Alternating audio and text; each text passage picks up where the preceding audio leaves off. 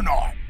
Today, we are taking a look at the Hasbro Marvel Legends X-Men's Chamber, part of the Chod Build-A-Figure wave. He comes in the standard Hasbro windowless packaging, either a product render on the front. Here we have the art from Generation X number 11 by penciler Chris Bachalo. On the side, we have Chod and the figures that you need to build him. On the back, we can see another either a product render or an actual product shot of Chamber and some warnings. Here we have Chamber out of the packaging. Hasbro has perfected its translucent type of flame effects with the orange and the yellow effect.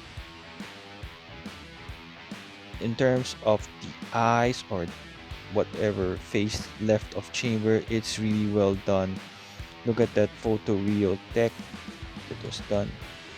This is well done. It's really difficult for Chris Bachalo's art to become a somewhat a realistic action figure, but this was well done by Hasbro. He is on a somewhat a civilian looking mold. I believe the upper torso is all new. On the back we have him with his soft goods somewhat jacket. Well done in terms of how his jacket is done, and of course the lower torso is the typical like suited body legs. From the back you can see the flame as well. Here are other suited bodies.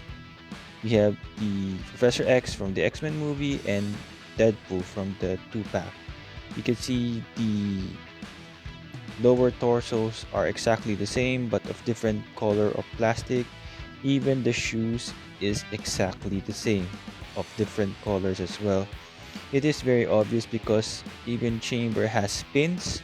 His double jointed knees are not pinless, but that is alright because it doesn't ruin how he looks like. He comes with a pair of open palm hands. This is somewhat a relaxed or like he's conjuring the strength in order to exert his power. He comes with a pair of closed fist hands. Lately, Hasbro has only been providing us with only one pair of alternate hands as an accessories. Nothing else like an alternate head or any kind of power effect. But in terms of this figure, it would be nice if there is somewhat a light up effect wherein you can really see how Chamber's power works. In the past, Toybiz has done this, and here is a clip from the Inbox Collector with his Toybiz review. Chamber, and he's a really cool character, looks really cool and has a really interesting gimmick. Here's the X stand that you get with each and every one of these Generation X figures. Now he has like an orange beard but it's like translucent, and I'll explain the reason why in just a moment. Here is Chamber, a really cool action figure, and basically if you look on the back, shows that if you pull a cord he'll have like one of those sparkers in it, and sparks, that's his gimmick, which is really awesome. Check out his full review link below. Jonathan Evan Starsmore was a native of London and a mutant possessed with a furnace of psionic energy in his chest. His first appearance was in Generation X number 1, wherein the main villain of Generation X, which is Emplate, he wanted to get the energy of Jonathan. He has battled big villains like Omega Red, and during that time Omega Red defeated all of Generation X except Chamber, and he managed to defeat Omega Red single-handedly.